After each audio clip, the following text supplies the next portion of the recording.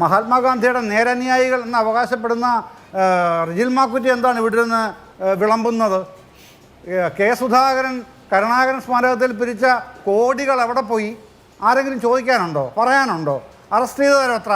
ഇപ്പോഴും അദ്ദേഹം പൈസയൊന്നും കൊണ്ടുപോയില്ല എന്ന് തന്നെയാണോ കോൺഗ്രസ് പാർട്ടി പറയുന്നത്? ഇപ്പോൾ ജോസഫ് സി മാത്യു പറഞ്ഞല്ലോ, എല്ലാ കാര്യങ്ങളും ഇപ്പോൾ ഇവിടെ അദ്ദേഹം പറയുന്നില്ല എന്ന് പറഞ്ഞല്ലോ.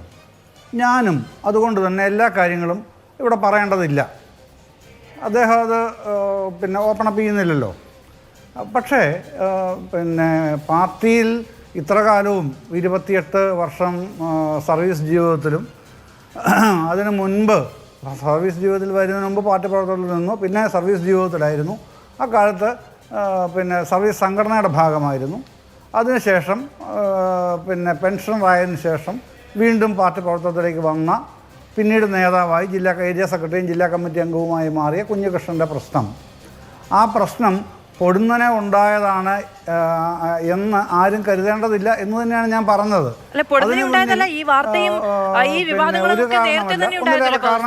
ധനരാജ് ഫണ്ട് വിവാദം എന്നുള്ളത് നേരത്തെ തന്നെ ഉണ്ടായിരുന്നു. ഇപ്പൊ പാർട്ടിയുമായി ബന്ധപ്പെട്ട് ഉള്ള കെട്ടിട നിർമ്മാണമോ പാർട്ടിയുടെ തെരഞ്ഞെടുപ്പ് ഫണ്ട് ചെലവോ ഒക്കെ പാർട്ടിയുടേത് മാത്രമായ കാര്യം.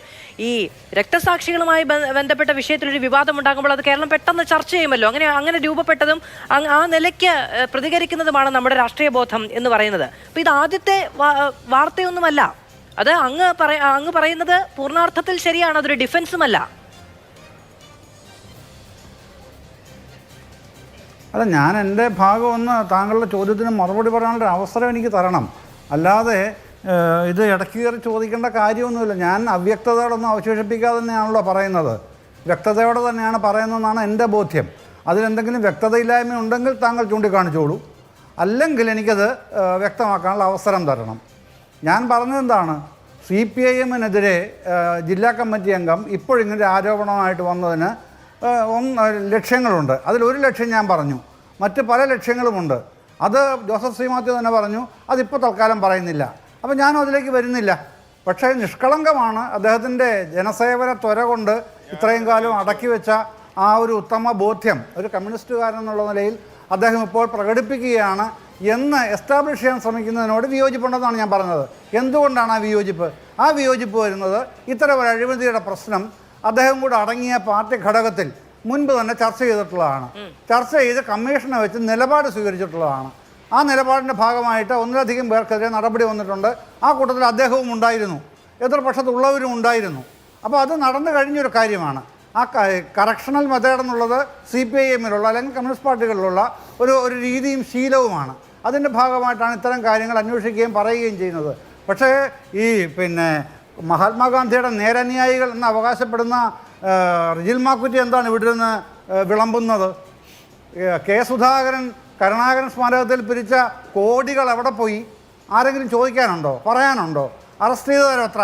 ഇപ്പോഴും അദ്ദേഹം പൈസയൊന്നും കൊണ്ടുപോയില്ല എന്ന് തന്നെയാണോ കോൺഗ്രസ് പാർട്ടി പറയുന്നത്? അത് പറയണം. PK ഫിറോസിൻ്റെ പേരുള്ളത് വേറെ പറയണോ? അപ്പോൾ അത്തരം കാര്യങ്ങളൊക്കെ നിൽക്കുമ്പോഴാണ് കമ്മ്യൂണിസ്റ്റ് പാർട്ടിയിൽ CPIM-ൽ മഹാപൊട്ടിത്തെറി ഉണ്ടാകാൻ പോകുന്നു.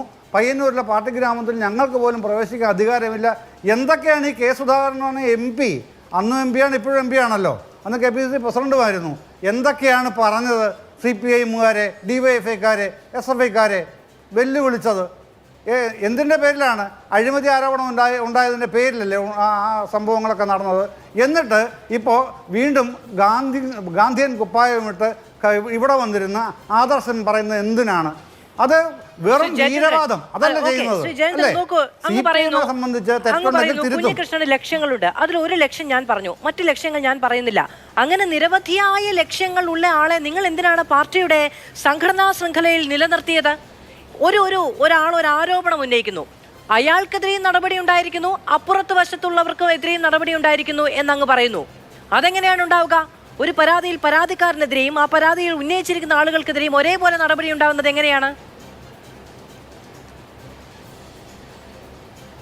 സംഘടനാപരമായ ഒരു പ്രശ്നം പരിശോധിക്കുമ്പോൾ ആർക്കൊക്കെയാണ് പെശക് പറ്റിയിട്ടുള്ളത്, വീഴ്ചകൾ പറ്റിയിട്ടുള്ളത്, തെറ്റ് പറ്റിയിട്ടുള്ളത്, ഈ 3 കാര്യങ്ങളും പരിശോധിക്കും.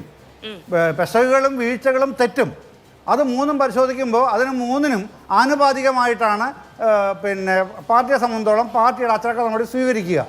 അതാണ് CPIM-ൻ്റെ രീതി. അതാണ് സംഘടനാപരമായ രീതിയാണത്. അത് പിന്നെ ഏതെങ്കിലും ഒരു സഖാവ് പിന്നെ പരിപൂർണമായും അയാൾ പരിപൂർണമായും കുറ്റവിമുക്തനാകുക, മറ്റേയാൾ പരിപൂർണമായും കുറ്റക്കാരനാണ് എന്നുള്ള ആ ഒരു പോലീസ് ശൈലിയോ കോടതി ശൈലിയോ ഒന്നുമല്ല. പരിഹസിക്കുന്നവർക്ക് പരിഹസിക്കാം, സ്വന്തമായിട്ട് കോടതിയും പോലീസും അല്ലേ എന്നൊക്കെ ചോദിക്കാം.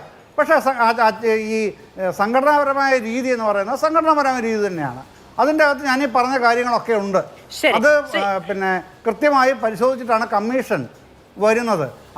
അല്ല, കൃത്യമായി പരിശോധിച്ചതിന് ശേഷമാണ് കമ്മീഷൻ തന്നെ വരുന്നത്. ആ കമ്മീഷൻ അടുത്ത പരിശോധന കൂടെ നടത്തുകയാണ്. അതിനുശേഷമാണ് കമ്മീഷൻ്റെ ഫൈൻഡിങ്സ് റിപ്പോർട്ടാക്കുന്നത്. ആ റിപ്പോർട്ടാണ് പിന്നെയും ചർച്ച ചെയ്യുന്നത്, എന്നിട്ടാണ് തീരുമാനത്തിലേക്ക് വരുന്നത്. അതാണ് അച്ചടക്ക നടപടിയായി മാറുന്നത്. അങ്ങനെ ഒരു വലിയ പ്രോസസ്സാണ് ഈ അച്ചടക്ക നടപടി CPIM സ്വീകരിക്കുന്നത്. അതിൻ്റെ ഭാഗമായിട്ടുള്ള കാര്യങ്ങളൊക്കെ ഇതിലുണ്ടായിട്ടുണ്ട്. ഇല്ലാന്ന് കുഞ്ഞികൃഷ്ണൻ പറയുന്നില്ലല്ലോ, പിന്നെന്തിനാണ് ഇപ്പോൾ എന്നുള്ളതാണ് ഞാൻ ചോദിച്ചത്.